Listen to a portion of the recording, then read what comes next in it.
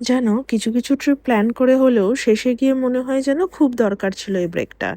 এই পুরী ট্রিপটাও ঠিক সেই রকমই ছিল আমাদের কাছে। অনেক দিন থেকেই ভাবছিলাম কোথাও একটু যাওয়া দরকার, একঘেয়ে জীবন হয়ে যাচ্ছে। পুরীতে আমরা থেকেছিলাম হোটেল প্রভুপদ, লাইট হাউসের একদম কাছে। এটা ছিল হোটেলের রিসেপশনটা।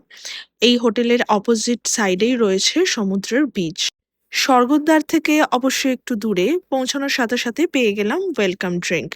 চলো, আজকের ভিডিওটা একটু হয়তো লেন্দি হবে, কিন্তু আজকের ভিডিওতে আমি এই প্রভুপাদ হোটেলের পুরো ডিটেলস তোমাদের সাথে শেয়ার করব, রুম ট্যুরও দেব। আমাদের রুমটা ছিল ফার্স্ট ফ্লোরে। এই হোটেলে লিফটের ফেসিলিটি আছে।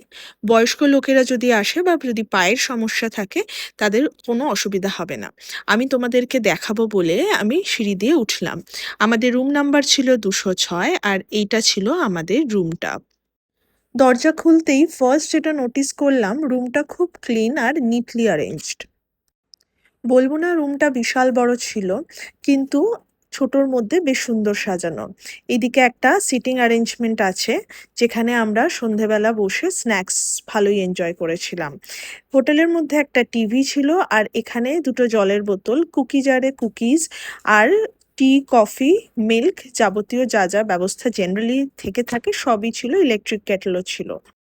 এই যে সোফাটা ছিল দেখলাম বেশ চওড়া।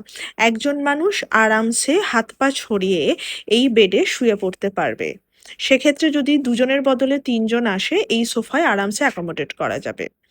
রুমের সাথে একটা ব্যালকনিও আছে, আর এটা ছিল আমার এই রুমের ফেভারিট পার্ট। এই ব্যালকনিতে দাঁড়িয়ে তোমরা ডিরেক্টলি সি ভিউ পাবে, তবে সাইড সি ফেসিং ছিল। আচ্ছা, বলতে ভুলে গেছিলাম, এই হোটেলে পুলও রয়েছে। আমি যদিও পুলে নামিনি, বাট তোমরা চাইলে পুলটাও এনজয় করতে পারো।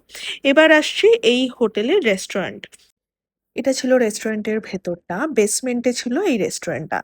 আমাদের বুকিং এর সাথে কমপ্লিমেন্টারি ব্রেকফাস্ট অ্যাভেলেবল ছিল।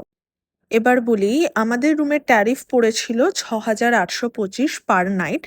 তিনজনের অ্যাকোমোডেশন ছিল, তবে সিজন ওয়াইজ ভাড়া আপ ডাউন করে, সেটা আপনারা হোটেলের সাথে কথা বলে নেবেন।